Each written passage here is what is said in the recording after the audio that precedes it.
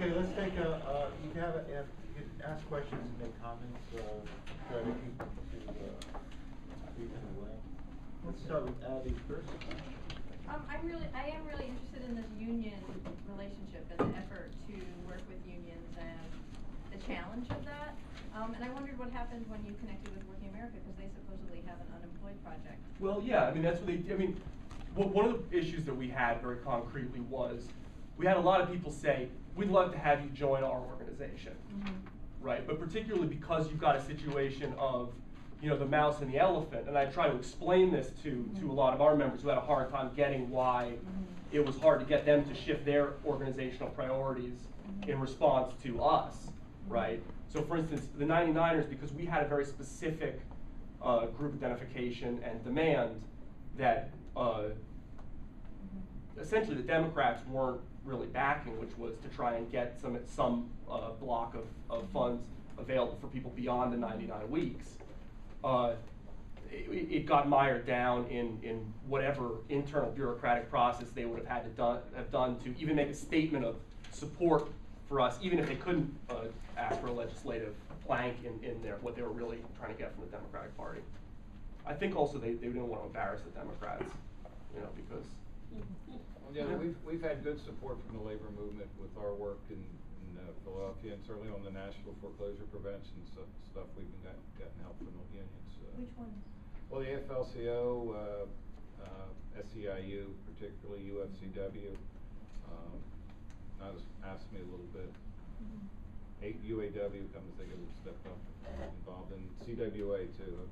I mean, not massively, but I mean, coming through when we needed them to sign all the letters to HUD and things like that. They were helpful. Martin, and then Keith. Building on that, Latoya, the Machinists Union is a big, powerful part of the AFL-CIO and has been out in front of the rest of the AFL-CIO for a long time. What has been done within the Executive Council, within the state? I know in the state fed in Pennsylvania, the officers have taken some initiative. I know in Chicago they have, but across the country, very little has been done, and there's a mechanism with the National Federation, talk to the State Federation, talk to the Central Labor Council, and they will respond, but it's gotta become a priority issue, and I'm wondering what the machinists have been able to do, or not been able to do, but tried to do, I attended that DC rally. I was disappointed, frankly. I thought I'd see a bunch of the national leaders of the labor movement at that IAM affair, and I didn't. And I don't see them here today either, but that's an additional problem. But can you tell us anything about the internal machinist AFL-CIO what's going on and getting things moving? As far as the unemployed are concerned? Yeah.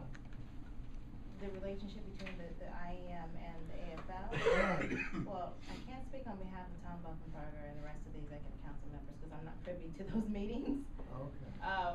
But as far as what we have tried to do, the Machinists Union, we've been yelling out Jobs Now for the past, I don't know, I think we initiated our Jobs Now campaign in '06. So we've been, the Jobs Now has been our rallying cry before the collapse even took place. Okay, let me just pursue that. You've got 40,000 unemployed machinists and you've got 700,000 members are retired. It's a small percentage. In this city, 80 years ago, the leading unions, the garment unions, the typographical, fought for and won a 7-hour day. Imagine what that would do to unemployment. The labor movement was organized in this country around shorter hours. We've stopped talking about it. And until, I mean, there is no solution to the unemployment problem except shorter hours. There's no way that capital doesn't need all these hours of work and isn't going to pay for them unless they're forced to. And one way to force them is to cut the workday down. And in the process, those getting a shorter workday will be more eager to fight for an increase to stay even with their income, and they'll be creating jobs. Unions took the lead on that. Unions in this country, the AFL-CIO supported a law in Congress which passed called work sharing supplemented by unemployment insurance. and we've got almost half the states that have adopted that. The reason unemployment is much lower in this same global recession in Germany, they don't lay everybody off, they take a 4-day week and 1 day's worth of unemployment cut.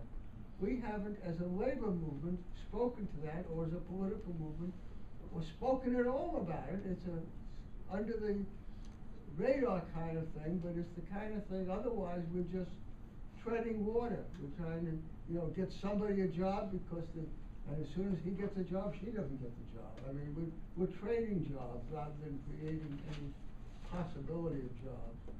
And I think we've been squeamish. Well, I have to say, I think the Machinists Union has been more vocal than a lot of the other affiliations of the AFL-CIO. Yes.